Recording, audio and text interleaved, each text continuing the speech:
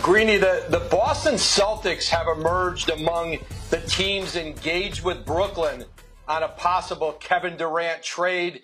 A potential deal with Boston would center around Jaylen.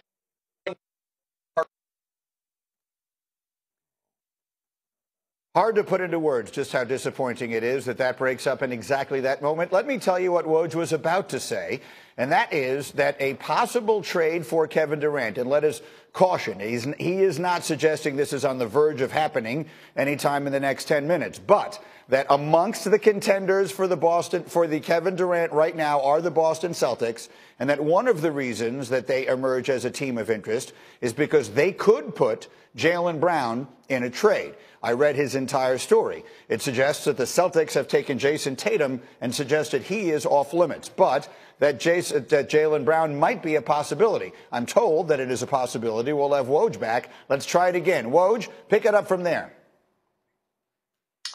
That's right, Greeny. And listen, Boston is among several teams that have been in regular contact with Brooklyn, I'm told. And obviously, if you're the Boston Celtics, there's a couple factors here that make the Kevin Durant talks interesting. Number one, Boston potentially has the pieces to be competitive with anybody in the league in a Kevin Durant trade.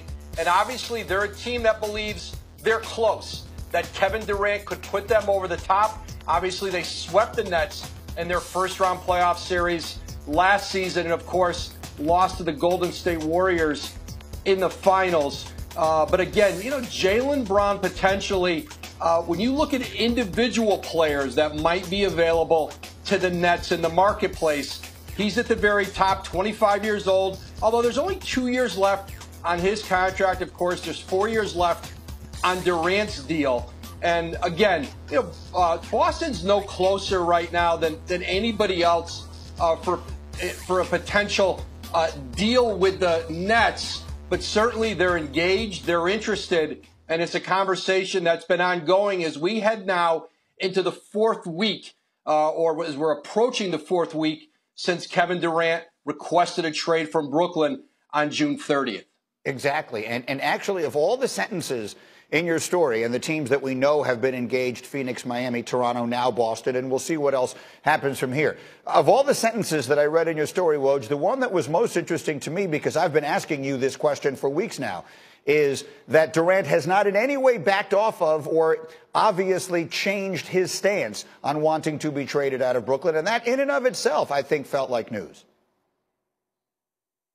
Yeah, listen, of course, Brooklyn, they don't want to trade Kevin Durant. This is perhaps the best player in the league, 33 years old, to be 34 when the season starts, but clearly still at the apex of his talent.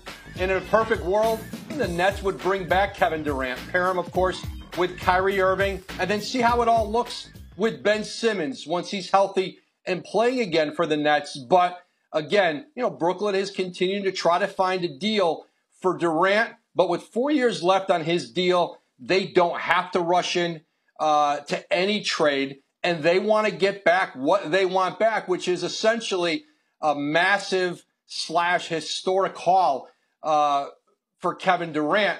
Listen, we'll see as they get potentially closer to training camp and what that would look like to have to bring this group back together, specifically Kevin Durant.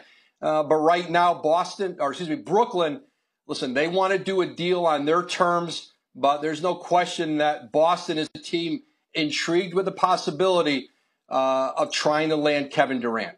I think intrigued is a perfect word to describe the situation. Woj, awesome as always. We'll have Mark Jackson with his reaction to this and the rest of the NBA news a little later in the program. In the meantime, to the NFL we go, where rookies and vets have reported to training camp for the Bills, for the Jaguars, for the Rams, and for the Raiders. Those are the camps that are open so far. And let's focus for a moment on Las Vegas if we can. Their off-season prize, Davante Adams, raised some eyebrows with some comments he made about his old quarterback, Aaron Rodgers, and his new quarterback, Derek Carr.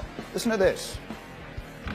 Anytime you change quarterbacks from, a Hall of Famer to Hall of Famer, you go, Stabler to Rich Gannon or whoever you go to, it's going to be a little bit of an adjustment.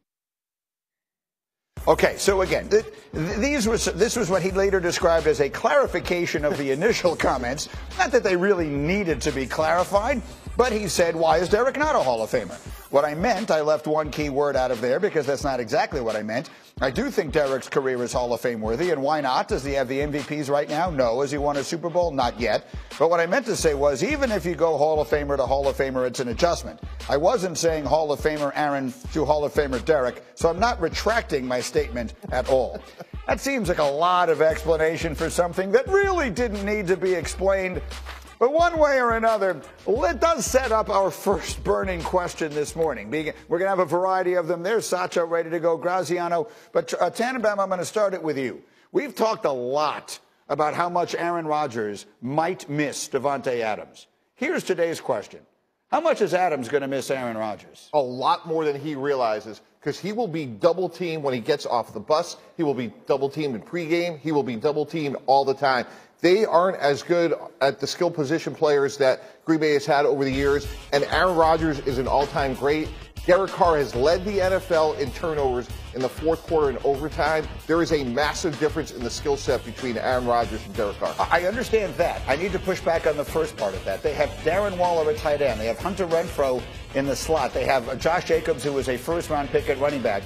Those are pretty good weapons around Davante Adams. Right, but when you look over the years, what Green Bay has had from when they were in the prime, the Jordy Nelsons, the Randall Cobbs, all the running backs, Aaron Rodgers was prolific at getting the ball to receivers in certain spots, and I think that's one of the reasons Davante Adams emerged. I just don't think Derek Carr has that sort of football acumen, and I think all the opposing defenses will say, we have to take Davante Adams out of this offense more than anybody else. Graziano, what do you think? In the last 3 years, Davante Adams has been targeted on 1 out of every 3 routes he's run, which is the highest percentage, 32.4%, the highest percentage of any receiver in the league. Like, Green Bay leaned hard on him. The names you mentioned, the Jordy Nelsons, Randall Cobbs, have not been there the last 3 or 4 years. So Rodgers was leaning on him to an extent that no other quarterback was leaning on any receivers. So I do think he will, I think his numbers will be down as a result, because I think Derek Carr has other places he can go with the ball, whereas I don't think Aaron Rodgers over the last 3-4 years has felt that way about his receiving core. And so I think Adams might enjoy having teammates that are more viable options to catch passes. Let me go to Sacho on this, because Tannenbaum, I'll get back to you in a minute. Sacho, how much is Davante Adams going to miss Aaron Rodgers? Not as much as people think. To the point of Mike T's point about, man, he's got no other weapons, or he's not going to be targeted as much. Derek Carr targeted Hunter Renfrow last year because that was his main weapon. And Hunter Renfrow had a Pro Bowl year, went over 1,000 yards and 9 touchdowns. Derek Carr, the 2 years before, targeted Darren Waller at tight end. And Darren Waller, those 2 years before, was number 2 in receptions when it comes to being a tight end, all behind Travis Kelce. So Derek Carr is going to target who Derek Carr wants to target. And right now, Derek Carr is going to want to target Davante Adams. They're college roommates, or college teammates. The relationship is there. And so all that is great. And so for me, I'm not worried at all about Davante Adams, not necessarily for this year, but also for the future. The reason he made this move wasn't just for this year. He wanted